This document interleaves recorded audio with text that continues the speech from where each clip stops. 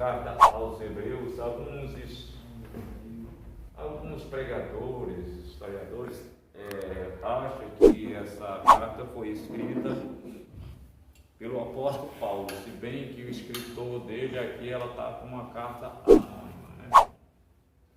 Mas muitos acham, pela escrita, a maneira que foi escrita, que essa carta aos Hebreus foi escrita pelo apóstolo Paulo, porque por causa da escrita, e se nós vermos os 3 últimos versículos de Hebreus, no capítulo 13, aqui o versículo 23, 24, 25, ela está terminando justamente como Paulo termina as cartas dele, né?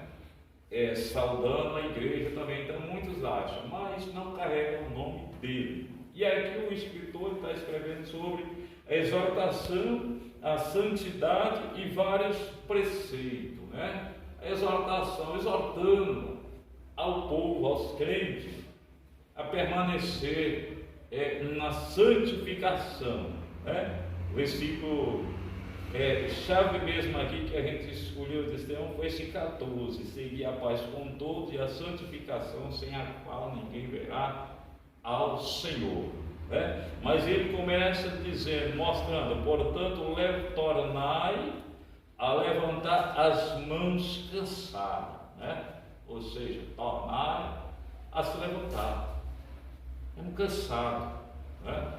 O cansaço, o nosso cansaço, ele não pode ser espiritual, porque o próprio Cristo, ele diz, Mateus 11, a partir do versículo 25, que ele vai expressar e dizendo: vinde a mim todos vós que estáis cansados. E esse cansaço aqui, irmão, é o cansaço da alma. E não pode ter esse cansaço na nossa alma, né? Porque um dia, um cansaço da carne, do corpo, um dia de trabalho, é normal vocês quando estão cansados no final do dia, mas uma boa noite de sono, de repouso, isso aqui resolve. Agora esse cansaço da alma, só o Senhor que resolve, né? Mas ele está dizendo para nós levantar as mãos cansadas e os joelhos desconjuntados. São preceitos que o apóstolo Paulo está ensinando para a igreja. E prezando o versículo 13, ele mostra: fazei veredas direita para os vossos pés, para que os que manquejam se não desviem inteiramente e antes seja sarado. Então eu entendo que, como a palavra de Deus ela nos diz no Salmo 119, 105, lâmpada para os meus pés é a tua palavra e luz para os meus caminhos. Então tudo tem que ser vir através de quê? Da palavra de Deus, observando a palavra de Deus, vivendo, praticando a palavra, porque nós não temos que ser só um ouvinte da palavra, não, mas um praticante. E quando o salmista disse: escondi, Senhor, a tua palavra no meu coração, para não pecar contra o Senhor. O salmista estava querendo expressar aqui, isso aqui mesmo, é viver a palavra, obedecer a palavra, porque uma coisa, irmão, é conhecer a palavra, né? E outra coisa é a gente praticar a palavra. Jesus, ele pegou aquele jovem rico,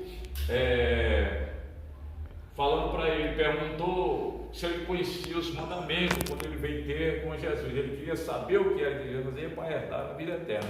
E Jesus perguntou se ele conhecia, ele disse qual que Jesus citou para ele. Ele disse: tudo isso tenho feito desde a minha mocidade. Mas quando Jesus falou para ele que ainda faltava uma coisa, que ele tinha que vender tudo que tem, dar aos pobres, que ele teria um tesouro no céu, depois vir seguir a Jesus, aqui Jesus pegou ele. Ele baixou a cabeça, saiu triste. Por quê? Porque ele estava apegado às coisas daqui, quer dizer, ele conhecia a palavra de Deus, ele conhecia os mandamentos, ele sabia o que tinha que fazer, mas ele não fazia, né? Então, nós temos que trilhar este caminho, como a palavra está dizendo, fazeis vereda direita. E essa vereda só que é só na presença de Deus, irmão. E quando a gente trilha caminho, até aquele que nos segue, que tem pessoa, olha, irmão, A Bíblia diz, Hebreu mesmo diz que nós estamos rodeados de uma tão grande nuvem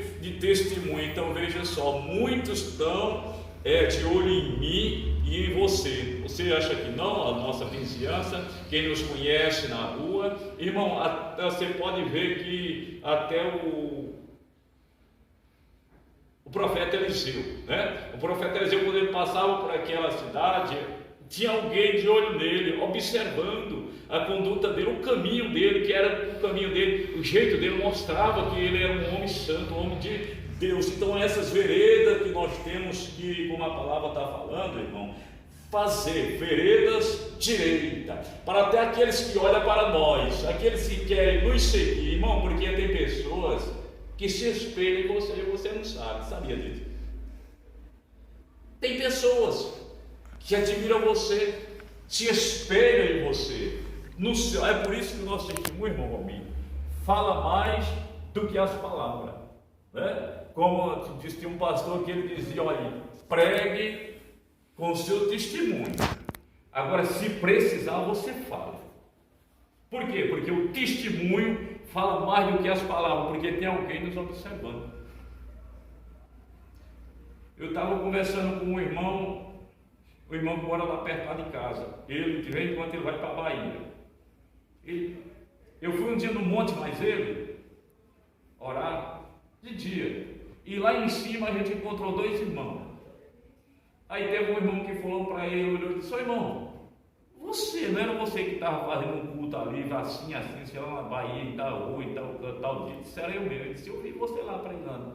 Agora, se o irmão estivesse fazendo coisa errada lá também, você entendeu, né, como é que é as coisas? Se o irmão estivesse fazendo coisa errada lá, olha a vida do irmão aqui, ó, em cima do monte, sendo exposto. O irmão estava vendo as novas, estava fazendo coisa errada, estava antes e agora está aqui. Então, é essa, fazer veredas direitas para os vossos pés e andar nela, para que os que manquejam se não desviem inteiramente, antes seja sarado. Quem é esse povo? Esse mesmo é o povo que está dentro da igreja, irmão, que estão manquejando, estão cocheando em dois pensamentos, um pé na igreja e outro no mundo, mas pelo seu testemunho você pode ganhar ele, pelo seu testemunho você pode ajudar ele. Então nós temos, irmão, principalmente pessoas que têm um cargo na casa do Senhor, que é cooperador, que é obreiro na casa do Senhor, está de linha de frente, os outros estão olhando para a gente. Então nós não podemos andar por veredas tortas, não.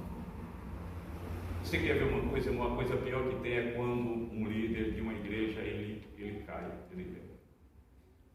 acaba com a igreja. Sabe por quê? Porque a igreja está de olho nele. Muitos se desviam, irmão. Aqueles que estão manquejando, como a palavra está falando, que estão fracos na fé, esses bem facinho se desviar por causa disso. Mas a palavra está falando, né? Para nós fazer veredas direito. Aí agora o versículo 14: seguir a paz com todos e a santificação, sem ninguém verá a Deus. Irmão, a gente falou outro dia sobre a paz. Seguir a paz e a buscarei. Seguir a paz com todos, não é com alguns, não é verdade? Porque às vezes tem crente que ele não consegue ter paz com todo mundo dentro da igreja. Mas a partir do momento que você está em paz consigo mesmo, que você tem uma vida na presença do Senhor, você consegue, irmão, ter paz com qualquer pessoa. Mesmo quando a pessoa vem se levantar contra você, mesmo quando a pessoa vem e fala mal de você, e você sabe que aquela pessoa está falando mal de você, mas você está em paz, porque você sabe quem está usando aquelas pessoas para falar mal de você. Essa paz que eu e você temos é porque Deus está na minha e na sua vida. Jesus, o príncipe da paz. Então, se Deus está na nossa vida, nós temos que ter paz com todos, irmão, até com aquelas pessoas que não querem nada com Deus. Não é verdade? Você pode ver que até o próprio apóstolo Paulo, ele fala para nós orar pela paz da cidade. Por quê, irmão? Porque se a cidade está em paz, nós temos paz também. Imagine você, o Brasil em guerra, quem teria paz? Nós teríamos paz, irmão? Um país em guerra? Se a cidade de São Paulo tivesse guerra, quem que nós que moramos aqui, nós teríamos paz? Jamais teríamos paz. É por isso que ele ora, porque ele pede para orar pela paz da cidade, para que você também tenha paz dentro dela. Orais pela paz de Jerusalém, o salmista pediu, né? Um país em guerra.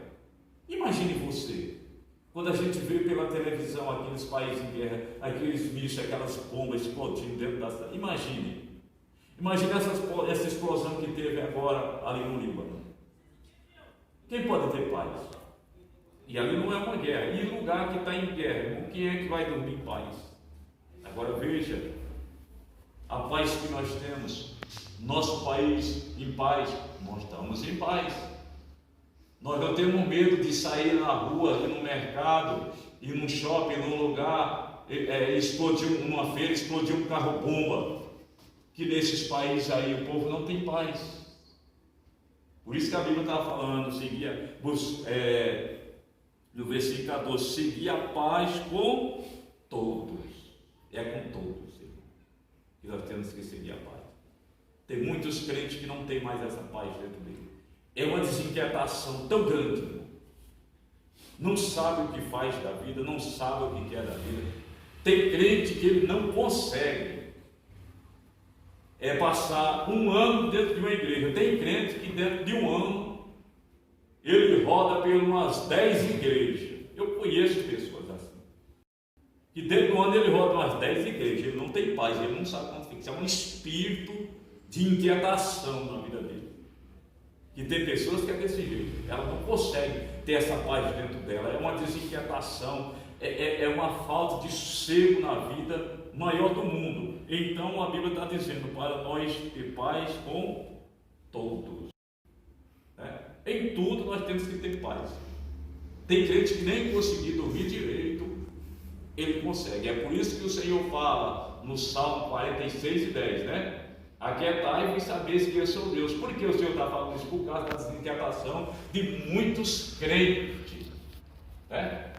É com o que está acontecendo no mundo, é com a economia, é com o governo, é com tudo, é uma desinquietação, é uma falta de paz na vida, irmão. E se nós temos Deus na nossa vida, nós temos que ter paz, irmão.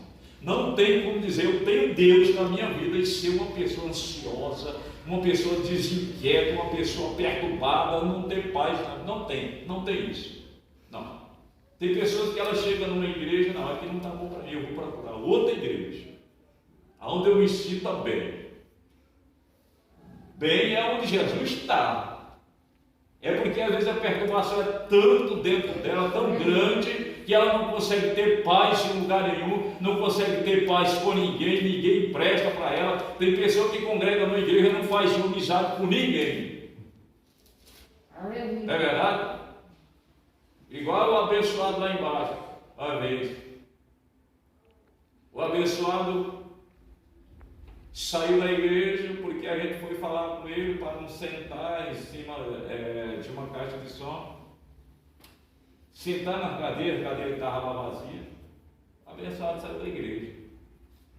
Disse que a igreja não tinha amor, não para em lugar nenhum.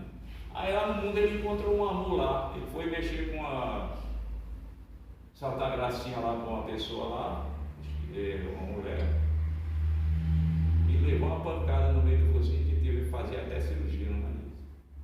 Aí digo, olha, o mundo tem amor, né? Se tivesse paz como se está dentro da casa de Deus, estava lá, estava livre dessas coisas. Então, quem não tem paz é desse jeito. Mas a Bíblia ela começa a nos mostrar para nós seguir a paz. E é com todos, viu, irmão? Não é com alguns, não, é com todos.